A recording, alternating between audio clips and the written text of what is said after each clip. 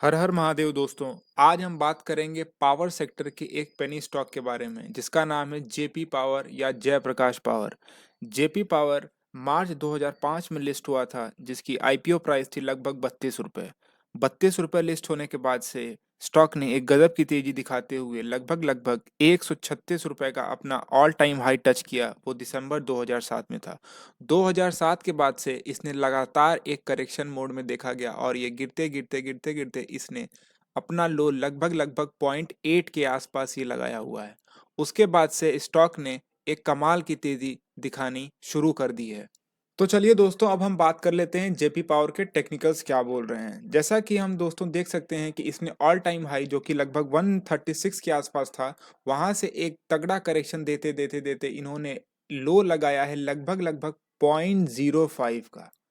मतलब समझिए कि पूरा ही एक तरीके से वाइप आउट हो गया था, मगर फिर भी कंपनी अभी डीलिस्ट नहीं हुई थी। सबसे इंपॉर्टेंट बात यह है कि कंपनी ने अपना डीलिस्टिंग नहीं होने दिया था। उसके बाद से कंपनी ने एक रिवर्सल दिया विथ वॉल्यूम। आप देख सकते हैं कि अप्रैल में 0.05 का लो लगाने के बाद कंपनी लगातार अब धीरे धीरे मूव करना स्टार्ट कर दी है और वॉल्यूम्स भी काफी अच्छे आ रहे हैं। ये वॉल्यूम्स भी आप देख सकते हैं कि काफी अच्छे खासे वॉल्यूम्स भी हमें देखने को मिल सकते हैं। तो अगर 0.05 से कंपनी ने चलते चलते 13.95 अराउंड 15 के आसपास पहुंच चुकी है।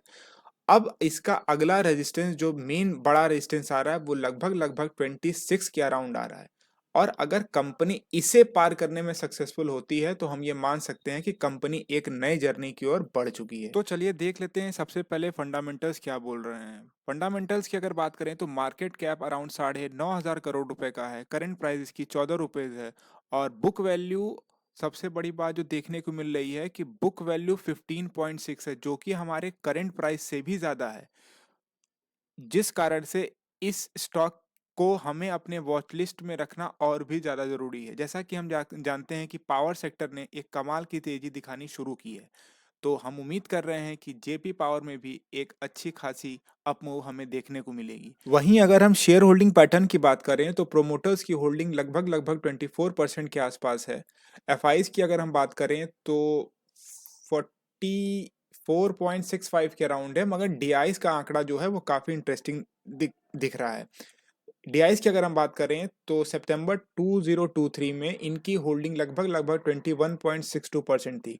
इंटरेस्टिंग बात दोस्तों यहाँ भी आती है, डीआईज का इस छोटे शेयर में भी इतना पोर्शन होल्ड करना ये काफी कुछ डायरेक्ट करता है हमें। जैसा कि हम देख सकते हैं कि डीआईज में भी बड़े बड़े हमारे होल्डर हैं, जैसे कि ICICI bank, Punjab national bank, central bank, state bank, Canara bank, LIC खुद, UCO bank, bank of Baroda. वहीं अगर हम पब्लिक की बात करें तो पब्लिक के पास भी लगभग लगभग हमारे देख सकते हैं 49.74% का शेयर होल्ड है। अब अगर फंडामेंटल्स की बात कर लें तो ये 25,000 करोड़ के आसपास की कंपनी है, जिसमें हम देख सकते हैं कि प्रमोटर होल्डिंग्स लगभग लगभग 34.39% है।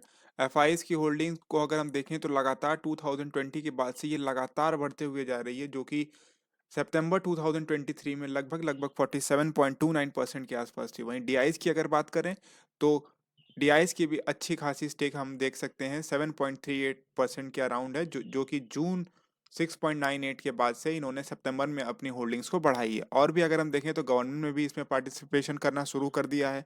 वहीं अगर हम पब्लिक रिटेल सेक्टर की बात करें तो रिटेल सेक्टर ने इसमें अपने स्टेक को लगातार कम किया है। तो अब अगर हम बैलेंस शीट की बात करें तो हम जैसा कि देख सकते हैं कि इन्होंने अपने रिजर्व को धीरे धीरे बढ़ाना शुरू कर दिया है। वहीं अगर इनकी बोरोइंग्स की बात करें तो बोरोइंग्स इनकी लगातार कम हो रही है। एक समय अगर हम देख सकते हैं कि 2019 के आसपास इनकी जो बोरोइंग्स थी वो लगभग लगभग 23,194 करोड़ रुपए थी, जो कि सितंबर 2023 में लगभग लगभग सिर्फ 4,400 के आसपास रह गई हैं।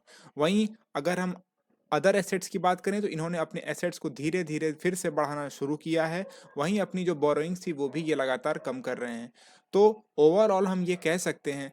और दोस्तों, सबसे पहली बात, मेरी किसी भी स्टॉक में खरीदने या बेचने की कोई भी राय नहीं रहती है। मैं सिर्फ टेक्निकल्स और फंडामेंटल्स को आपके सामने शेयर करता हूं ताकि आपको पता चल सके कि आप जिस शेयर में या जिस भी चीज में निवेश कर रहे हैं वो शेयर के बारे में आपके पास जानकारी होनी चाहिए।